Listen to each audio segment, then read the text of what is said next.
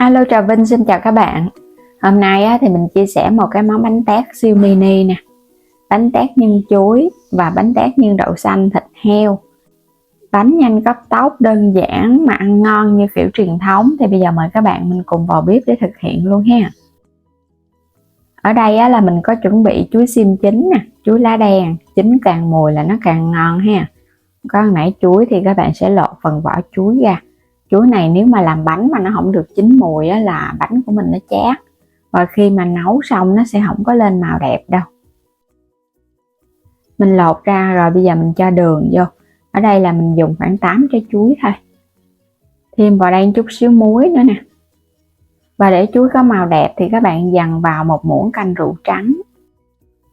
Mình trộn đều lên rồi cái để yên qua một bên.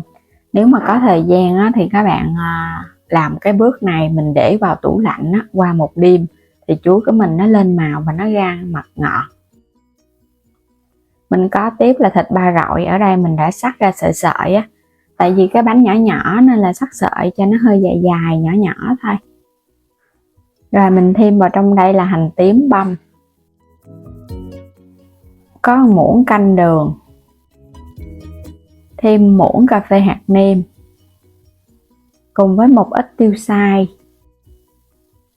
Gia vị thì mình ướp đơn giản vậy thôi ha, các bạn cứ trộn đều lên cho cái phần thịt này nó thấm. Cái phần da heo là mình đã lạng bỏ rồi, chỉ lấy cái phần thịt và mỡ thôi còn da heo các bạn làm cái bước này nếu mà có da heo không ngon ha. Trộn đều rồi để qua một bên đi cho nó thấm, chút nữa mình quay trở lại mình hãy làm. 1 kg nếp sáp. Cái phần nếp này các bạn phải vo rửa cho sạch trước, rồi cái mình để yên ở trong nước mình ngâm tiếng đồng hồ ha, cho hạt nếp nó nở ra. Sau đó thì xả sạch rồi cái để cho nó ráo, chút nữa mình xào. Ở đây là 500 ml nước cốt dừa để xào nếp nè, 1 muỗng cà phê muối, 2 muỗng canh đường. Còn này là đậu trắng. Đậu trắng này mình ngâm với muối nở rồi cái nấu cho nó chín. 200 g đậu xanh khô cũng ngâm nở mềm rồi cái thêm vào 700 ml nước nấu. Và mình có thêm 2 cái củ hành tím chút mình băm. Bây giờ cho dầu vào trong chảo ha. Tiếp theo là cho phần hành tím băm vô. Các bạn xào cho hành tím của mình nó dậy mùi lên. Khi mà hành nó thơm thì cho tiếp cái phần đậu xanh vô để xào. Xào với hành tím thì nhân của mình nó thơm ngon lắm. Đậu xanh mình nấu nó cũng khô ráo nè. Đảo chút xíu ha. Đậu xanh là thường làm nhân bánh là mình phải nấu cho nó khô thì xào nó mới nhanh. Xào chút xíu bắt đầu nó nóng lên rồi, các bạn sẽ nêm gia vị. Mình thêm vào đây muỗng canh đường, 1 muỗng cà phê muối. Rồi trộn đều lên. Trộn đều cho phần nhân nó thấm gia vị cái là tắt bếp được rồi ha. Cho hết cái phần thịt mình đã ướp vào trong cái chảo luôn. Các bạn cũng đảo với lửa lớn cho phần thịt của mình nó săn lên nha. Thịt nó săn thì nó mới thơm ngon. Rồi tắt bếp được rồi. Cho hết 500 ml nước cốt dừa vào trong chảo. Thêm muối vô luôn. Còn phần đường để lại. Các bạn đảo cho nước cốt của mình nó nóng lên. Tiếp theo là cho phần nếp vô để xào. Nếp này là mình xào 2 loại cùng luôn, vừa đậu và vừa chuối luôn ha. Nên là xào nước cốt dừa. Còn nếu mà các bạn làm mà nhân mặn không thì không có cần phải có nước cốt dừa đâu. Mình chỉ cần thay bằng nước. Rồi cái thêm muỗng canh dầu ăn nữa là được rồi. Sao cho nó ráo khô thì bây giờ mình cho tiếp 2 muỗng canh đường vô. Trộn đều lên nữa là được rồi. Đường mình cho vô sau là để hạt nếp nó không có bị sượng Rồi tắt bếp nhắc nó xuống. Trộn đậu trắng vô luôn. Đậu trắng hoặc là đậu đen hoặc là đậu đỏ cũng được. Các bạn luộc cho nó chín thì mình trộn vô là nó ngon Rồi để qua một bên. Mình chuẩn bị tiếp ở đây là lá chuối ha. Lá chuối này phơi nắng cho nó héo lại, nó không có bị giòn lá. Một cái bánh thì mình sẽ xé cái bề ngang của cái lá là khoảng 22 đến 25 cm là nó vừa. Mình sẽ cho cái phần nếp vào cái lá nha. Cái bánh mini thì làm gọn gọn thôi, nó nhỏ nhỏ, một lần ăn là một cái bánh vậy đó, không có cần phải cắt ra. Nên là gói vừa vừa, một miếng lá chuối là đủ. Cho nếp vô là dàn cho nó mỏng ra. Lấy cái trái chuối nè, các bạn nhớ múc thêm cái phần nước mình cho vô luôn để cho nó ngon nha. Tại vì ở trong nếp này là nếp lạc, mình nêm có chút xíu đường nè. Túm đều lại. Nhớ là cái bước này mình phải siết cái tay vô nè, cho cái miếng lá mình vừa siết mà mình vừa siết chặt á, nó mới dẻ. Rồi cái túm hai cái đầu nó lại, cái bắt đầu mình úp nó vô thôi. Làm cái kiểu này không có cần dây buộc, chỉ cần túm nó cho nó sát sát vô. Và nhớ là phải siết cái tay. Hai đầu cũng giống vậy luôn, mình cũng siết cho cái góc nó sát sát như nè, đè nó vô.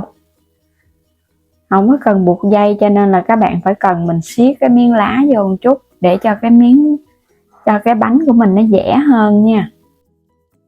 Rồi tiếp theo là mình sẽ gói cái bánh đậu xanh. Hồi nãy cái phần nếp là mình chia ra làm hai đó, một phần là trộn với đậu trắng, còn một phần là để nếp trắng luôn, không có cần trộn. Cho cái đậu xanh vô, các bạn dàn nó mỏng ra, rồi cái gấp cái miếng thịt cho vào giữa, không có cần phải vo viên nhân gì hết ha. Làm giống vậy đi, cái phủ thêm chút xíu đậu xanh lên trên cái mặt thịt nữa là được rồi. Đây là cái cách cấp tốc, nhanh gọn tiện nhất luôn. Cũng úp cái đầu lá lại rồi cái mình cuộn cuộn thì siết cái tay vô ha. Rồi làm xong hết thì bắt đầu là mình bắt cái nồi nước là được rồi ha. Đây là bánh nhân đậu xanh nè, hai loại bánh mình đã làm xong hết rồi.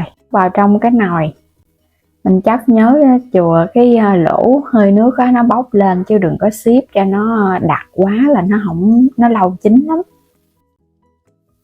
Nước sôi thì mình hấp ở mức lửa trung bình 1 tiếng đồng hồ nha, bánh nó sẽ chín ngon à. Đủ 1 tiếng là mình tắt bếp luôn. Các bạn cứ đậy nắp cái mình để yên ở trong nồi thêm khoảng 1 tiếng 2 tiếng nữa để cho cái nồi này nó còn nóng đó. Cái hơi nóng sẽ làm cho bánh của mình nó nở nhiều hơn nữa. Bánh đã làm xong, sẵn sàng để thưởng thức rồi đó. Mình để trong nồi được 2 tiếng nữa, bây giờ nó cũng nguội rồi. Đây những cái bánh tét mini đậu và chuối, gọn gàng, đơn giản mà lại nhanh gọn nữa. Rất là nhanh luôn ha. Có nước cốt dừa ở trong nếp nên là bánh của mình nó tróc lóc à. Còn đây là cái bánh đậu xanh nè, mình sẽ tháo cho các bạn xem luôn. Một cái bánh đậu xanh và một cái bánh chuối đậu trắng. Bánh mà tháo ra nó tróc lá là thấy ngon rồi, chứ còn tháo ra mà nó bị dính á, là nó không ngon. Chuối cũng đỏ, đẹp và ngon. Chuối mùi á, là nó sẽ có màu. Còn các bạn thích mà nó tươm mật luôn á, giống như kiểu truyền thống là phải hấp 2 tiếng đồng hồ nó mới tươm mật và nó lên màu thiệt đẹp ha.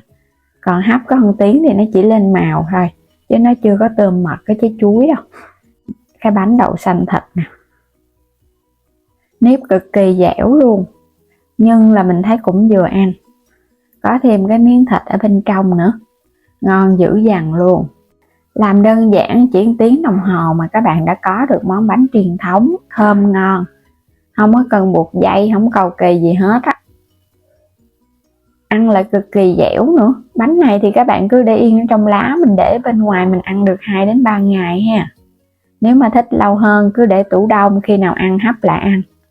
Và bây giờ cảm ơn các bạn đã theo dõi hết video của mình. Nếu chưa đăng ký kênh thì vui lòng đăng ký ủng hộ kênh Alo Trà Vinh và Alo Trà Vinh 2. Và mời các bạn bấm vào góc trái video hoặc phần mô tả video để mua thêm các sản phẩm ủng hộ kênh mình ha.